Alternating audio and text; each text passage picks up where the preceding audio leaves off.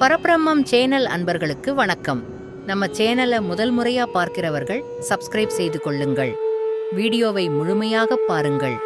மார்கழி வைகுண்ட ஏகாதசி வைணவ சம்பிரதாயத்தில் மிகவும் முக்கியமான ஒரு புனித நாளாகும். இது பெருமாள் பக்தர்களால் சிறப்பாக கொண்டாடப்படும் நாள். விசேஷங்கள்: 1. மார்கழி மாத சிறப்பு. மார்கழி மாதம் தெய்வீக மாதமாக கருதப்படுகிறது. இம்மாதத்தில் கோவில்களில் பக்தர்கள் அதிக அளவில் பங்கேற்று பஜனை, திருப்பாவை, திருவெம்பாவை உள்ளிட்ட பாட்டுகளை பாடுவர். 2. வைகுண்ட ஏகாதசி துவாரம். வைகுண்ட ஏகாதசியில் பெருமாளின் வைகுண்ட வாசல், பரமபத வாசல் திறக்கப்படும்.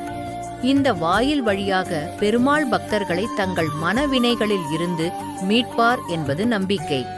பெருமாளை தரிசித்தால் முக்தி கிடைக்கும் என்று வைணவர்கள் நம்புகிறார்கள்.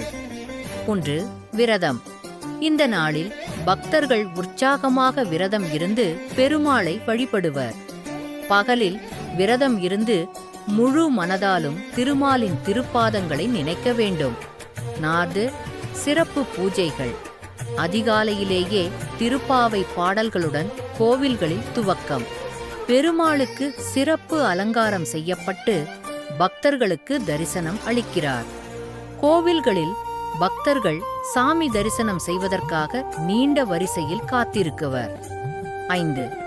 பெருமாள் அருள். இந்த நாளில் பெருமாளை நினைத்து உளமாறவும் பக்தியுடன் பிரார்த்தனை செய்தால் பாவ மன்னிப்பு கிடைத்து பேரின்பம் தரும் நாள் என சொல்லப்படுகிறது.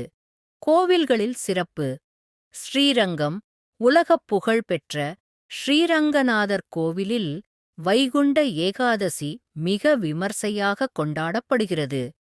திருப்பதி பிரபல திருமல திருப்பதி தேவஸ்தானம் மிகுந்த பக்தர்களால் நிரம்பியிருக்கும். ஆன்மீக அறிவுரை: வைகுண்ட ஏகாதசி நாளில் பக்தர்கள் தங்கள் மன உறுதி, பண்பு, தியானம் மற்றும் பக்தியில் மேலும் தன்னை மேம்படுத்தி இறைவனின் அருளை பெற இது சிறந்த நாளாகும்.